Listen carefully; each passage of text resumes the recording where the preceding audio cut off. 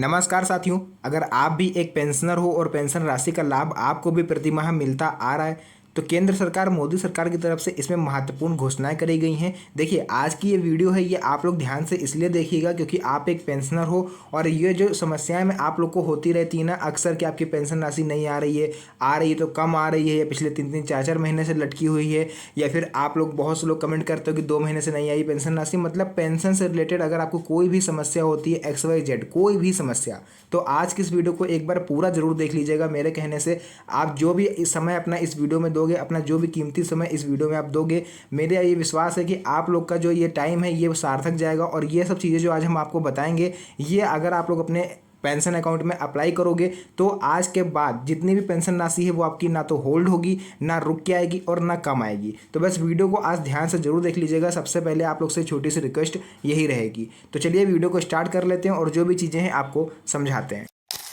देखिए, यहाँ पर सबसे पहले मैं आप लोग को अपने मोबाइल फ़ोन की स्क्रीन पर लेके आ चुका हूँ। यहाँ पर मैंने बहुत ही ज़्यादा रिसर्च करके सारी वीडियो जो है एनालिसिस करके आप लोग के कमेंट्स को देखते हुए मैंने एक प्रॉपर वीडियो तैयार किया है अपनी मेहनत से। और यहाँ पर वो सभी चीज़ें मैंने लिखी हुई हैं जिस कारण आपकी पेंशन राशि में परेशानी आती है। तो एक एक करके उसको बहुत ही ज़्यादा ध्यान से समझिएगा, आराम से समझिएगा। स्किप करने के चक्कर में मेन पॉइंट जो है, इंपॉर्टेंट पॉइंट्स हैं, उनको मत उड़ा दीजिएगा। देखिए, सभी पेंशनर्स के लिए 5 सबसे ज़रूरी नियम जो आज हम आपको बताने वाले हैं। तो भारत में देखिए, पेंशन योजनाएं एक परिचय, पूरा XYZ पूरा मैंने बोला ना, पूरा डिटेल से आपको बताऊंगा एकदम बेसिक से। आज के बाद अगर आप ये वीडियो देख लोगे ना तो आप खुद दूसरों को समझाने लगोगे कि भैया तुम्हारी पेंशन क्यों नहीं आ रही है, ये सब काम कर लो। ठीक है, तो वो चीज़ आप लोग आज समझ के जाना। देखिए, पेंशन योजनाओं का सबसे पहले तो उद्देश्य समझिए। आप लोग बेसिक से समझा रहे हैं बिल्कुल। देखिए, भारत सरकार और राज्य सरकारें समाज के कमजोर वर्गों जैसे कि वृद्ध, विधवा और दिव्यांग, कुष्ठ रोगी, तलाकशुदा, मतलब बहुत से ऐसे वर्ग होते हैं जो आर्थिक रूप से कमज़ोर भी होते हैं और सामाजिक रूप से भी कमज़ोर होते हैं। ये लोग खुद से कमा के खाने में सक्षम नहीं होते हैं, दूसरे पर डिपेंड होते हैं। ठीक है, इनको आर्थिक सुरक्षा देने के लिए ही पेंशन योजनाएं जो है गवर्नमेंट चलाती है, ताकि ये लोग भूखे ना सोएं। इनका घर का थोड़ा बहुत खर्चा गवर्नमेंट उठाती है। भले चाहे आपको 1,000 रुपये देती हो, बट थोड़ा बहुत हेल्प तो करती है। इन योजनाओं का जो मुख्य उद्देश्य होता है वो ये है कि कोई भी नागरिक जीवन के अंतिम पड़ाव या कठिन परिस्थितियों में आर्थिक रूप से असहाय ना रहे, मतलब दूसरे के ऊपर डिपेंड ना रहे, अपनी दवाई का खर्चा, अपने खाने पीने का खर्चा वो निकाल पाए। तो देखिए, ये पेंशन योजनाएं जो होती हैं ना, ये भी 2 स्तर पर चलती हैं। एक होती है केंद्र सरकार की योजना और एक होती है राज्य सरकार की योजना। इन दोनों ही सरकारों की योजना मैं आप लोग को समझाऊंगा और आपको एक एक चीज़ आज विस्तार से बताएंगे। देखिए, सबसे पहले यहाँ पर हम लोग बात करेंगे केंद्र और राज्य सरकार की योजनाएं होती हैं। इसमें से जो केंद्र सरकार की योजना होती है वो होती है Indira Gandhi national old age pension scheme. इसको IGNO APS बोलते हैं। ये 60 वर्ष या उससे अधिक उम्र के बुजुर्गों के लिए होती है। साथ ही साथ बात कर लेते हैं Indira Gandhi national window scheme. ये होती है IGNWPS। ये 40 से 59 वर्ष की विधवा महिलाओं के लिए होती है। थर्ड यहाँ बात करेंगे इंदिरा गांधी नेशनल डिसेबिलिटी इस पेंशन स्कीम। ये होती है 18 से 59 वर्ष के दिव्यांग व्यक्तियों के लिए। अब आपके मन में ये क्वेश्चन जरूर आ रहा होगा कि ये 59 वर्ष यहाँ पर क्यों लगाया है? क्या है, कोई विधवा स्त्री है, अगर वो 40 साल से 59 साल तक ही थोड़ी ना जिएगी? अगर वो ऊपर जाती है यानी 60, 65, 70, 75 यहाँ तक पहुँचती है तो क्या उसकी पेंशन राशि बंद हो जाएगी? और वही चीज़ यहाँ देखिए डिसेबल यानी दिव्यांग व्यक्तियों के लिए भी है कि 59 ही क्यों लिखा गया? क्या आगे उन लोग को पेंशन नहीं मिलेगी? क्या आगे वो लोग जीवन नहीं जिएंगे? तो देखिए, इन सब का छोटा सा सॉल्यूशन ये है कि 59 साल भैया यहाँ पर इसलिए लिखा हुआ है क्योंकि जैसे ही आप 60 साल में पढ़ोगे ना तो आप लोग को Indira Gandhi old age pension के तहत आपको पैसा मिलने लगेगा। फिर विधवा हो आप, चाहे विकलांग हो, चाहे वृद्ध हो, आपको एक ही पेंशन राशि के थ्रू जो है पेंशन मिलती है। एक ही पेंशन योजना के तहत, वो होती है IGNO APS। यानी 60 साल की एज तक अगर आप पहुंच गए तो फिर आपको ये वाली पेंशन योजना के तहत आपको पेंशन मिलेगी। ये चीज़ क्लियर हुआ आपको? चलिए, उसके बाद यहाँ पर हम लोग आपको बताएंगे। देखिए, अन्य भी यहाँ पर आप लोग देख सकते हो लिखा हुआ है, कुष्ठ रोगी, तलाकशुदा महिलाओं और भी कई होते हैं जो पेंशन राशि विभिन्न विभिन्न रूप में संचालित होती है। राज्य सरकार की जो योजनाएं होती हैं वो क्या होती है? देखिए, प्रत्येक राज्य की अपनी पेंशन योजनाएं होती हैं। कुछ राज्य में केंद्र और राज्य दोनों मिलकर पेंशन राशि देते हैं, कुछ राज्य अकेले देते हैं। अब जो लोग मिल के देते हैं, जैसे कि उत्तराखंड हो गया, ये भैया अनुदान मांगते हैं केंद्र से कि हमें थोड़ा पैसा दो पेंशन देने के लिए। राजस्थान हो गया, ये भी अनुदान मांगते हैं केंद्र से कि आप लोग हमारे साथ समन्वय बैठाइए, यानी 500 अगर हम दे रहे हैं तो 500 आप दीजिए तब हम अगले को दें। तो ये कुछ राज्य हैं जो अनुदान के भरोसे जीवित हैं। केंद्र सरकार अगर इनको अनुदान ना दे तो ये अपने राज्य के नागरिकों को पेंशन ना दे पाएँ। कई राज्यों में केवल राज्य सरकार पेंशन देती है, जैसे कि उत्तर प्रदेश आपका हो गया, झारखंड हो गया। बहुत से राज्य ऐसे हैं जहाँ पर मतलब इन दोनों को छोड़ के बहुत मतलब पूरे 26 राज्य ऐसे हैं जो आपको खुद से पेंशन देते हैं। अब बात करेंगे राज्यवार पेंशन राशि का उदाहरण, यानी किस राज्य में देखिए कितनी पेंशन राशि मिलती है। बात कर लेते हैं उत्तराखंड की, तो केंद्र और राज्य सरकार मिला करके 1500 रुपये देते हैं, बट अभी फिलहाल 1000 रुपये मिल रहा है। ये चीज़ कंफर्म नहीं है, कोई भी अगर व्यक्ति हो यूके से आप लोग देख रहे हो तो कमेंट सेक्शन में बताइएगा कि आपको 1500 मिल रहे हैं या फिर 1000 मिल रहे हैं। राजस्थान की बात करें तो केंद्र और राज्य सरकार दोनों मिला के देती हैं, तो फिलहाल यहाँ पर 1250 रुपये दिए जा रहे हैं। दिल्ली में 2250 रुपये मिलते हैं जो कि पूरी तरह से राज्य सरकार देती है। हरियाणा में भी 2000 रुपये मिलते हैं। उत्तर प्रदेश में 1000 रुपये मिलते हैं। प्रति माह लिखा हुआ है, बट ये तिमाही का भुगतान होता है, यानी 3-3 महीने पर पेंशन मिलती है, हर तीसरे महीने 3000। इस तरह से आपको एक साल में 4 किस्तें मिलती हैं, टोटल 12000 रुपये आपको गवर्नमेंट देती है। मध्य प्रदेश की बात कर लें तो 600 रुपये प्रति माह मिलता है। बिहार में सबसे कम है 400 रुपये प्रति माह। इनको शर्म भी नहीं आती बिहार सरकार को कि 400 रुपये प्रति माह दे रहे हैं, ऐसे व्यक्ति क्या ही खाएगा। अगर कोई व्यक्ति पुड़िया खाता है ना, पान पुड़िया बीड़ी, तो 400 रुपये से ज़्यादा उसके खर्च हो जाएंगे भाई साहब। एक दिन का 10-15 रुपये भी नहीं पड़ रहा है सही से। अन्य राज्य अलग अलग राशि है, ठीक है। तो ये तो राज्य के हिसाब से पेंशन राशि का हो गया। उसके बाद बात करेंगे पेंशन ना मिलने की समस्या। लाखों पेंशनर्स की पेंशन कई महीनों से बैंक खाते में नहीं आ रही है। कुछ को 6, 9, 12 महीने से पेंशन नहीं मिली। कारण क्या है? दस्तावेज, आवेदन या बैंकिंग प्रक्रियाओं में त्रुटि, ये मेन कारण होते हैं। अब देखिए रिसेंटली मैं आपको एक एग्जांपल बताता हूँ। मेरे में एक व्यक्ति थे, उन्होंने कमेंट करा था, मैं आपको शायद बता भी चुका हूँ इससे पहले, नागपुर साइड के थे वो। उन्होंने कमेंट करा था कि सर हमने अक्टूबर में जो है मतलब दीपावली से 1 महीने पहले उनको पेंशन मिली थी, सितंबर के आसपास उनको पेंशन मिली थी। अक्टूबर माह लगते ही उनकी पेंशन राशि बंद कर दी गई, या यूं कह लो कि अक्टूबर से लेके अभी तक उनकी पेंशन राशि उनके अकाउंट में आई ही नहीं। अब आप लोग खुद जोड़ सकते हो, लगभग 6 से 7 महीने हो रहे हैं उनको पेंशन नहीं मिली। तो आप लोग क्या देखिए, पेंशनर क्या होते हैं, परेशान होने लगते हैं, क्योंकि उनको कोई बताने वाला नहीं होता। जहाँ जाते हैं आदमी कहता है भैया हमें नहीं पता, आगे जाके पता करो, ठीक है। बैंक चलेगा तो वो बोलते हैं विभाग में जाके पता करो। CSC सेंटर जाते हैं तो वो बोलते हैं बैंक में जाके पता करो। इस तरह से उनको टहलाया करते हैं। तो देखिए अगर आप एक पेंशनर हो तो आज सबसे पहले काम तो आप ये करो कि इस चैनल को सब्सक्राइब करो, क्योंकि यहीं पर आपको सारी ऑथेंटिक और जेन्युइन जानकारी मिलेगी। अपने यार दोस्तों, भाई बंधुओं को भी ये चैनल के बारे में बताइए, ताकि वो लोग भी कहीं ना भटके। सारा सॉल्यूशन उनको इसी चैनल पर मिलेगा। तो ये जो पेंशन ना मिलने की समस्या है ना, ये भी आपकी यहाँ सॉल्व होने वाली है। पूरे नियम आपको हम बताएंगे एंड आप उसको फॉलो करो, आपकी पेंशन राशि 110% मिलने लगेगी। देखिए उसके बाद हम आपको बताते हैं पेंशन रुकने के जो आम कारण होते हैं वो क्या होते हैं। सबसे पहले दस्तावेजों में आपकी त्रुटियाँ होती हैं, ठीक है। आधार कार्ड में गलती है, अपडेट नहीं होता है आपका आधार कार्ड, ज़्यादा पुराना है आधार कार्ड, 5 से 6 साल पुराना हो गया, उसके लिए भी हम आगे बताएंगे। बैंक खाते की डिटेल्स में गलती, FSC कोड या फिर आपने अकाउंट नंबर वगैरह गलत कर दिया। एप्लीकेशन फॉर्म में स्पेलिंग, मात्राओं या अन्य जानकारी की गलती, कई बार लोग करते हैं आधार कार्ड में कुछ और नाम है, पैन कार्ड में कुछ और है, पेंशन का आवेदन करते समय कुछ और है, ठीक है। इसी तरह से वो लोग फ़ोन नंबर में करते हैं, आवेदन करते समय फ़ोन नंबर कुछ और है, जो जिस बैंक अकाउंट में पैसा आएगा उसमें फ़ोन नंबर कुछ और है, और जो आधार कार्ड जैसे लिंक है उस आधार कार्ड में कुछ नंबर और है, ठीक है। तो देखिए KYC और EKYC की कमी। अब ये क्या होता है KYC और EKYC? देखिए पेंशन का EKYC नहीं कराया गया, इस वजह से आपकी पेंशन रुक रही है। बैंक खाते का KYC अधूरा है। EKYC पेंशन का होता है, KYC बैंक अकाउंट का होता है, ठीक है। पूरी डिटेल आगे हम आपको बताएंगे कहाँ से कराना है और क्यों कराना है, और नहीं कराओगे तो क्या होगा, पूरी डिटेल आज हम आपको बताएंगे। उसके बाद देखिए यहाँ पर लिंकिंग और मैपिंग, बैंक खाता आधार से लिंक नहीं है, एक ये कारण हो सकता है, या फिर NPCL मैपिंग और DBT इनेबलिंग नहीं कराई गई। अब ये NPCL मैपिंग और DBT इनेबलिंग क्या है वो भी डिटेल से आगे हम बताएंगे। अन्य कारण और भी, जैसे पैन कार्ड लिंक नहीं है, मृत्यु या पात्रता की सूचना आपने नहीं दी सही से, या फिर आपकी जो इनकम सोर्स था वो बढ़ा, आपने गवर्नमेंट को सूचना नहीं दी, गवर्नमेंट को कहीं ना कहीं से पता चल गया आपके आधार कार्ड क्योंकि लिंक होता है, पेंशन आपकी बंद कर दी, अब आप परेशान हो। तो बहुत से रीज़न हैं जो आज आपको इस वीडियो में जानने को मिलेंगे। मैंने पहले ही बोला है, आज आपको थोड़ा सा समय निकाल के इस वीडियो में देना है, अपना कीमती समय, ताकि आप लोग को पूरी डिटेल पता चल पाए और आप खुद से अपनी पेंशन में जो भी गलतियां हैं उसको सुधार पाओ, आपको भटकना ना पड़े। देखिए पेंशनर्स के लिए 5 अनिवार्य नियम। तो अब जानते हैं उन 5 नियमों के बारे में जिनका पालन करना हर पेंशनर्स के लिए अनिवार्य है। तो उसमें से देखिए पहला नियम हमारा ये है कि आधार कार्ड की त्रुटि सही कराएं और अपडेट कराएं। तो देखिए अब जो भी मैं बोलता जाऊँ ना, सब एक एक डॉक्यूमेंट्स भैया निकाल के रख लो या फिर कहीं पर लिख लो, अपने आप इसको चेक कर लेना, आपको अपनी प्रॉब्लम का हल खुद ही मिल जाएगा। नंबर 1 पर आधार अपडेट क्यों जरूरी है। आपके मन में ये भी डाउट आता है ना कि आखिर हम आधार अपडेट कराएं क्यों भैया, जब हमारी पेंशन राशि आ रही थी बराबर 3-4 सालों से, अभी बस नहीं आ रही 3-4 महीने से, तो हम क्यों कराएं आधार अपडेट। बहुत से लोग होते हैं, बट उसका रीज़न आप जान लो। आधार कार्ड पहचान का मुख्य दस्तावेज होता है। 10 साल से पुराने आधार कार्ड में फ़ोटो, पता, जन्मतिथि, मोबाइल नंबर आदि अपडेट नहीं होते हैं, जिससे सत्यापन में दिक्कत आती है।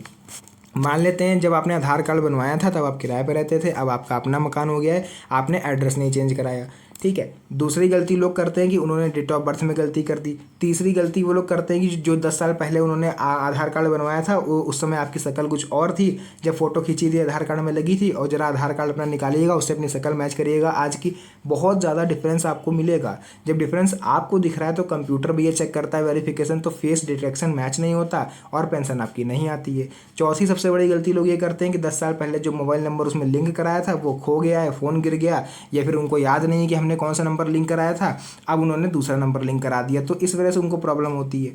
तो बहुत सी चीज़ें हैं जो आज आप जानोगे। देखिए क्या क्या अपडेट कराएं पेंशन, अगर आपको समय पर चाहिए ना तो अपडेट क्या क्या होना चाहिए। देखिए आधार में बहुत सी चीज़ें होती हैं, बट जो मेन ज़रूरत होती है पेंशन में, जो कंप्यूटर चेक करता है आपकी पेंशन देते समय, वो कौन कौन सी होती है। देखिए फ़ोटो, पुरानी फ़ोटो से पहचान में दिक्कत हो सकती है, आपको अपनी रिसेंटली नई फ़ोटो लगवानी है। जन्म तिथि, गलत जन्म तिथि से पेंशन पात्रता प्रभावित होती है। पता, सही पता ना होने से दस्तावेज मेल नहीं खाते हैं। आधार कार्ड में आपने जो किराए पर रहते थे तो वो वाला एड्रेस पड़ा है, एंड अब बैंक अकाउंट आपने अभी खुलवाया है पेंशन का 60 साल के, क्योंकि अब हुए हो, तो वहाँ पर आपने अपने परमानेंट घर का एड्रेस डाल दिया, तो आपका एड्रेस मिसमैच हो रहा है। मात्राएं, स्पेलिंग, नाम पता आदि में मात्राओं की स्पेलिंग या फिर आपने गलती कर दी। मोबाइल नंबर लिंक ना होने पर OTP आधारित सत्यापन आपका नहीं हो पाता है। तो ये आपको 4 से 5 चीज़ें हैं जो आपको अपडेट करानी है, और आपकी सबसे बड़ी खुशखबरी ये है कि आप ये सभी काम किसी भी CSC सेंटर पर जाकर मात्र 50 रुपये दे के करवा सकते हो। इसके लिए आपको कहीं बाहर जाने की या दौड़ा भागी करने की आवश्यकता नहीं है। तो बात आती है हम कैसे कराएं। तो मैंने अभी बोला कि CSC सेंटर, बैंक, आधार नामांकन केंद्र, सरकारी कैंप, या फिर अपने ज़िले के पोस्ट ऑफिस में भी जाके आप करवा सकते हो। बात आती है कि ज़रूरी दस्तावेज कौन कौन से हैं, क्या क्या हमको लेके जाना पड़ेगा। तो आपको अपना पुराना आधार लेके जाना है, पहचान पत्र लेके जाना है, एड्रेस प्रूफ लेके जाना है, मोबाइल नंबर जो भी आपको उसमें लिंक करवाना है वो लेके जाना है। फ़ीस कितनी पड़ती है, तो देखिए 50 से 100 रुपये पड़ती है फ़ीस। अब वो स्थान और सेवा के अनुसार अलग अलग हो सकता है। अगर आप जो मैंने ऊपर 4-5 चीज़ें बताई, अगर वो एक साथ आप अपडेट करवा रहे हो तो उसमें 100 रुपये पड़ेंगे। कोई एक चीज़ अगर आप करवा रहे हो, जैसे नंबर लिंक करवा रहे हो या केवल फ़ोटो चेंज करवा रहे हो, तो 50 रुपये पड़ेंगे। क्लियर हो गया।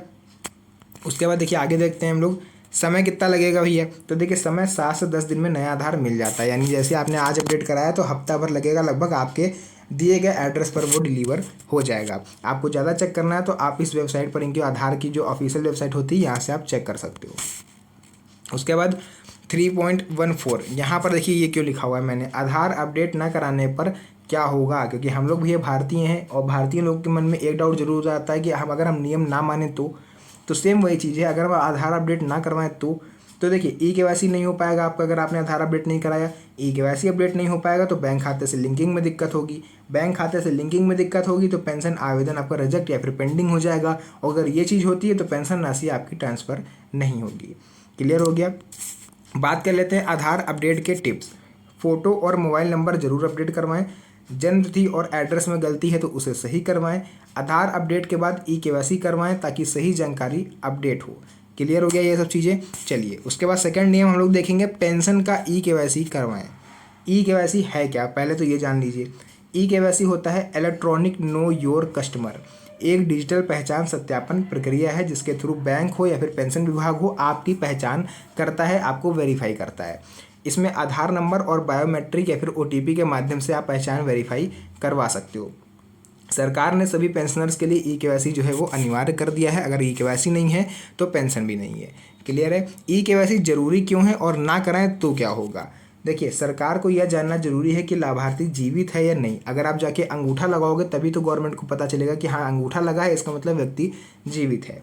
पात्र और अपात्र लाभार्थियों की पहचान हो पाएगी, फर्जीवाड़ा कम होगा, बैंक खाते और आधार की सही लिंकिंग हो पाएगी। EKYC अगर ना कराएं तो क्या होगा, पेंशन राशि ट्रांसफ़र नहीं होगी। कई राज्यों में अप्रैल, मई, जून 2025 की पेंशन उन्हीं को मिली है जिन्होंने EKYC कराया था। यानी देखिए आपकी जानकारी के लिए बता दें, अप्रैल मई जून 2025 की पेंशन राशि जारी हो गई है और अगर अभी तक आपके अकाउंट में नहीं पहुंची है तो फिर आप में से इन 5 चीज़ों में से आप में कोई प्रॉब्लम है, आप उसको करवा लो। उसके बाद देखिए भविष्य में स्थायी रूप से आपकी पेंशन को बंद भी किया जा सकता है। उसके बाद यहाँ हम लोग बात करेंगे ई-केवाईसी कैसे कराएं। नज़दीकी CSC सेंटर या जन सुविधा केंद्र पर जाएं, आधार कार्ड मोबाइल नंबर साथ ले जाएं, बायोमेट्रिक या OTP के माध्यम से ई-केवाईसी करवा लें। शुल्क 10 रुपये से 30 रुपये तक लगेगा, आपके स्थान के हिसाब से अलग अलग होता है।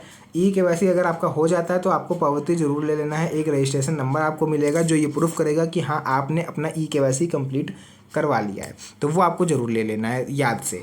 उसके बाद लिखा हुआ है क्या हमें दोबारा ई-केवाईसी कराना ज़रूरी है। तो देखिए जिनका पहले से ई-केवाईसी हो चुका है उन्हें दोबारा कराने की ज़रूरत नहीं है, बट अगर हाँ आपने अपना आधार अपडेट करवाया, यानी आपने कुछ भी चेंज करवाया है, नाम पता मोबाइल नंबर फ़ोटो कुछ भी चेंज हुआ है, तो आपको दोबारा ई-केवाईसी करवाना पड़ेगा, वरना फिर आपका डाटा मिसमैच होगा, पेंशन नहीं आएगी, ये प्रॉब्लम होगी। तीसरा नियम, बैंक खाते को आधार से लिंक कराएं, NPCL मैपिंग और DBT इनेबल करवाएं। अब ये आधार लिंकिंग क्यों ज़रूरी है। सरकार की सभी योजनाओं की राशि, चाहे वो पेंशन हो, चाहे सब्सिडी हो, चाहे स्कॉलरशिप हो, सीधे लाभार्थी के बैंक खाते में DBT यानी डायरेक्ट बेनिफिट ट्रांसफ़र के थ्रू ही भेजी जाती है। आधार लिंकिंग और NPCL मैपिंग के बिना DBT संभव नहीं है। यानी ये दो चीज़ें जब आपस में ऐड होंगी तब आपका DBT सक्सेसफुल माना जाएगा। तो ये सब चीज़ें आपकी बैंक में होंगी, तो बैंक जाओ या CSC सेंटर जाओ, कहीं भी जाइए आपका हो जाएगा। अब ये बात आती है कि भैया ये NPCL मैपिंग क्या है, DBT तो सुना था, ये NPCL मैपिंग क्या है। तो देखिए NPCL मैपिंग होता है national payments corporation of India. इसका अर्थ ये है कि आपका बैंक खाता आधार नंबर से NPCL के प्लेटफॉर्म पर लिंक कर देना है। जो हम लोग DBT बोलते हैं ना, DBT के माध्यम से भेजती है गवर्नमेंट, वो DBT का नाम आप समझ लो इनका प्लेटफॉर्म होता है। जैसे आप रेलवे स्टेशन पर गए, वहाँ पर आपको ट्रेन मिलती है ना, तो मेन ट्रेन कहाँ पर रुकती है, प्लेटफॉर्म पर रुकती है। तो आप ऐसा समझ सकते हो जो ट्रेन है वो DBT सिस्टम है और जो प्लेटफॉर्म होता है वो NPCL का होता है। ठीक है, बिना NPCL के DBT संभव नहीं है, बिना DBT के NPCL संभव नहीं है। इससे सरकार को आपके खाते में सीधे पैसा भेजने की सुविधा होती है। उसके बाद देखिए DBT इनेबलिंग क्या है। DBT इनेबलिंग का मतलब है आपके बैंक खाते को सरकारी योजनाओं के पैसे प्राप्त करने के लिए सक्षम बनाना। बात कर लेते हैं ये कार्य हम लोग कैसे करवाएं और DBT इनेबलिंग और NPCL मैपिंग वगैरह ये सब कैसे होगी। अपनी बैंक शाखा में जाएं, आधार कार्ड ओरिजिनल और फोटो स्टेट, मतलब आपको एक फ़ोटो कॉपी लेके जाना है और ओरिजिनल आधार कार्ड लेके जाना है, बैंक पासबुक लेके जाना है, मोबाइल नंबर साथ में लेकर जाना है और बैंक अधिकारी से कहना है कि मुझे अपने खाते को आधार से लिंक कराना है, NPCL मैपिंग करानी है और DBT इनेबल कराना है। ये 3 चीज़ आप बोलोगे, वो आपका 10 से 15 मिनट या 20 मिनट का समय लगेगा, मैक्सिमम आधा घंटे का, वो आपको करके दे देंगे। उसके बाद बात कर लेते हैं NPCL मैपिंग का। आपको वहाँ पर जो फॉर्म भी दे देंगे वहाँ के कर्मचारी, आपको आधार कार्ड की फ़ोटोकॉपी अटैच करनी है, साइन कर पाते हो तो आप साइन करिएगा, नहीं तो अंगूठा लगा दीजिएगा। फॉर्म जमा करके पावती संख्या ले लेनी है, 48 घंटे में प्रक्रिया पूरी हो जाती है, कभी कभी 3 से 5 दिन भी लग सकते हैं। और मैंने बोला ना, क्योंकि अब सब डिजिटल हो गया, तो बैंक मैनेजर के पास अगर आप जाओगे तो वो मात्र आधे घंटे में भी आपका काम कर देगा। उसके बाद फिर वही बात आ जाती है कि अगर क्या होगा हम ये सब चीज़ें ना करवाएं, तो सरकारी योजनाओं का पैसा आपके बैंक खाते में नहीं आएगा। Pension, subsidy, scholarship, gas subsidy आदि आपकी रुक जाएगी। केवल पेंशन ही नहीं रुकेगी, अगर आपके घर में आपके नाम पर सिलेंडर है तो जो सब्सिडी मिलती है वो भी नहीं मिलेगी।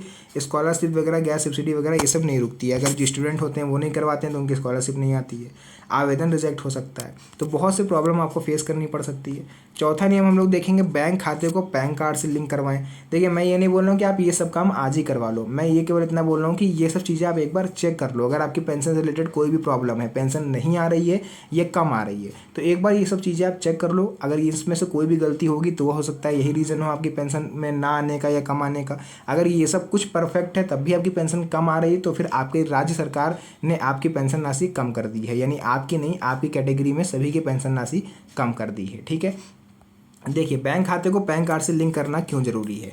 सरकार ने बैंकिंग प्रणाली में पारदर्शिता और फर्जी खातों को रोकने के लिए पैन कार्ड लिंकिंग अनिवार्य कर दी है। आयकर विभाग की गाइडलाइन के अनुसार 50,000 रुपये से अधिक लेन देन, FD, पेंशन आदि के लिए पैन कार्ड जरूरी है। इस वजह से आपको पैन कार्ड को आधार से लिंक करवाना पड़ेगा।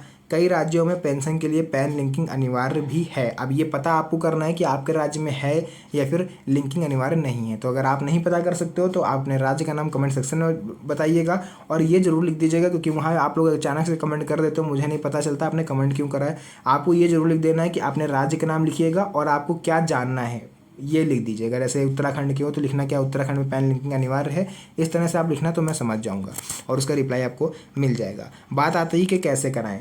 तो देखिए, यदि पैन कार्ड आपके पास नहीं है तो नज़दीकी सीएससी सेंटर पर जाकर नया पैन कार्ड बनवा लें। मात्र 100 से 150 रुपये आपके लगते हैं और हफ्ते भर में लगभग आपको मिल जाता है।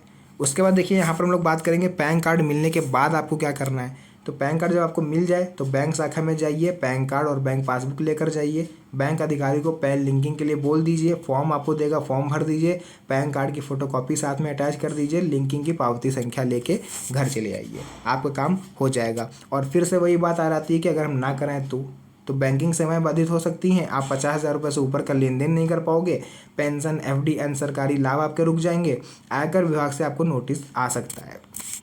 उसके बाद देखिए, पांचवा और आखिरी नियम ये है कि पेंशन एप्लीकेशन फॉर्म में करेक्शन करवाएं। अगर ऊपर की चारों चीज़ आप करके देख चुके हो और फिर भी आपको परेशानी है, पेंशन नहीं आ रही, तो आपके लिए पांचवा नियम सबसे इम्पॉर्टेंट है। आप अपने पेंशन एप्लीकेशन को एक बार करेक्शन करवा लीजिए। ये क्यों ज़रूरी है? कई बार पेंशन आवेदन में नाम, जन्मतिथि, बैंक डिटेल, मात्राएं, स्पेलिंग, आईएफएससी कोड वगैरह इन सब में गलती रह जाती है। सीएससी सेंटर या बैंक अधिकारी से आवेदन करते समय मानवीय त्रुटि हो सकती है। जैसे सीएससी सेंटर वाला है, आपने नाम कुछ और बोला, उसने लिखा वही नाम, बस स्पेलिंग का एक लेटर आगे पीछे कर दिया, जिस वजह से प्रॉब्लम हो गई। दस्तावेजों की जांच में गलती मिलने पर आवेदन रिजेक्ट या फिर पेंडिंग में चला जाता है और यही कारण होता है कि 6 से 7 महीने हो जाते हैं, आपका पेंडिंग में ही पड़ा रहता है, पेंशन आना स्टार्ट नहीं होते हैं। तो एक बार अपने फॉर्म को खुद से चेक करिए कि कोई गलती निकलती है तो उसको जाके करेक्शन करवाइए। कैसे पता करें कि गलती कहाँ पर है? अपने आवेदन की स्थिति ऑनलाइन या संबंधित विभाग में जाकर आप चेक कर सकते हो, क्योंकि भैया देखो, उसने तो ऑनलाइन आवेदन कर दिया, हमने पैसे दे दिए, अब ये पता कैसे चलेगा कि हमारा करेक्शन कहाँ पर होना है, क्या गलत है। तो आप अपनी इस जो स्टेटस है वो ऑनलाइन चेक करा सकते हो। एक नंबर तो उसने दिया होगा आपको, रजिस्ट्रेशन नंबर, उस रजिस्ट्रेशन नंबर को आप जाके उसको दोगे तो वो आपका चेक करेगा। वहाँ पर अगर पेंडिंग, रिजेक्टेड या करेक्शन रिक्वायर्ड या फिर कोई और त्रुटि दिखा रहा है तो फिर आपको करेक्शन की आवश्यकता है, वरना आपको कोई भी आवश्यकता नहीं है। बात आ जाती है कि करेक्शन कैसे करवाएं। तो देखिए, करेक्शन कैसे करवा सकते हो आप? सीएससी सेंटर या संबंधित सरकारी कार्यालय जाएं, आवेदन की कॉपी, आधार, बैंक पासबुक, अन्य दस्तावेज लेकर जाइए। अधिकारी को बताइए कि आवेदन में त्रुटि है और करेक्शन करवाना है। सही जानकारी दें, मतलब जो भी गलती हुई है उसमें, जैसे स्पेलिंग में मिस्टेक हुई तो आप सही स्पेलिंग उसको बताएं। आवश्यक डॉक्यूमेंट जो भी मांगे उसको दे दीजिए। करेक्शन के बाद पावती संख्या ले लीजिए। स्टेटस 7 से 15 दिन में अपडेट हो जाएगा और ये आपका काम है कि आपको चेक करते रहना है या फिर सीएससी सेंटर जाके चेक करवाते रहना है कि आपका करेक्शन हुआ या नहीं हुआ। उसके बाद बात आती है कि किन किन जगह पर गलती हो सकती है। तो देखिए, आपने हो सकता है नाम में गलती करी हो, पिता का नाम, पति का नाम, जन्मतिथि में, पता, लिंक, बैंक खाता संख्या, आईएफएससी कोड, मात्राएं, स्पेलिंग, दस्तावेज नंबर, यानी पैन कार्ड नंबर गलत पड़ गया, आधार नंबर गलत पड़ गया, अकाउंट नंबर गलत पड़ गया। तो ये सब चीज़ें हो सकती हैं जो मानवीय त्रुटि भी हो सकती है। उसके बाद बात आती है कि अगर ना कराएं तो पेंशन आवेदन रिजेक्ट या पेंडिंग रहेगा। आपका हमेशा इंतजार बना रहेगा कि अब आए पेंशन, अब आए, और वो ऐसे करते करते महीने और महीने से कब साल बीत जाएंगे पता ही नहीं चलेगा। पेंशन राशि आपके अकाउंट में कभी ट्रांसफ़र नहीं होगी। भविष्य में पेंशन स्थायी रूप से बंद भी हो सकती है। बात आ जाता है इन नियमों का पालन क्यों जरूरी है। तो देखिए, सरकार की सभी योजनाओं की राशि डीबीटी के माध्यम से सीधे बैंक खाते में ट्रांसफ़र होती है। फर्जी लाभार्थियों को हटाने के लिए e KYC, Aadhaar linking, NPCL mapping, PAN linking आदि सब अनिवार्य है। सही जानकारी होने पर ही पेंशन समय पर आएगी, वो भी बिना रुकावट के आपको पेंशन मिलेगी अगर आप ये सब काम करवा लेते हो तो। नियमों का पालन ना करने पर पेंशन स्थायी रूप से बंद हो सकती है। तो देखिए, मैंने ऊपर टोटल 5 चीज़ें आपको बताई हैं। अब ये फ़र्ज आपका है कि आपके पास ये वीडियो अगर बिना सर्च किए पहुंची है तो इसको आप अपने यार दोस्तों के पास एक बार शेयर जरूर कर दो। उनका मन होगा, उनको परेशानी होगी तो देखेंगे, नहीं मन होगा तो नहीं देखेंगे, बट आपका काम है आप शेयर जरूर करो। और विशेष सलाह मैं आपको देना चाहूँगा और सावधानियाँ मैं आपको बता दूँ जो आपको जरूर रखनी चाहिए। सबसे पहले आधार अपडेट करवाइए। पेंशन का ई-केवाईसी, बैंक लिंकिंग आदि सभी कार्य आधार पर ही निर्भर होते हैं। अगर आधार ही नहीं अपडेट होगा तो आगे कोई काम बढ़ेगा ही नहीं। पुराने या गलत आधार से ई-केवाईसी कराने पर गलत जानकारी अपडेट हो जाएगी, जिससे भविष्य में दिक्कत होगी। सबसे पहले आधार को करेक्शन करवाइए, फिर जाके ई-केवाईसी करवाइए। इसलिए सबसे पहले आधार अपडेट कराएं, फिर कोई अन्य कार्य करें। क्लियर हो गया? तो देखिए जो भी चीज़ें थी पूरी मैंने क्लियर कर दी है। आई थिंक आप लोग को वीडियो काफ़ी ज़्यादा इन्फॉर्मेटिव लगा होगा, और वीडियो इन्फॉर्मेटिव लगा हो तो मेरी इस मेहनत के लिए एक छोटा सा लाइक और एक प्यारा सा कमेंट जरूर करिएगा। नए हो तो चैनल को भी सब्सक्राइब कर लीजिएगा, क्योंकि यहाँ पर आप सभी को पेंशन से रिलेटेड सभी ऑथेंटिक और जेन्युइन जानकारी मिलती रहती है। तो जो भी चीज़ें थी मैंने पूरी क्लियर कर दी है। आई होप आपको समझ में आ गया होगा। तो वीडियो को शेयर जरूर कर दीजिएगा। मैं बार बार आप लोग से बोल रहा हूँ, क्योंकि कई पेंशनर्स ऐसे होते हैं जो अक्सर परेशान रहते हैं। तो आप कारण बन सकते हो, उनकी पेंशन की समस्या को दूर कर सकते हो। तो फिलहाल के लिए आज की इस वीडियो को यहीं पर करते हैं एंड। मिलते हैं आप सभी से नेक्स्ट वीडियो में एक और अच्छी इंटरेस्टिंग मज़ेदार वीडियो के साथ। तब तक के लिए धन्यवाद। जय हिंद।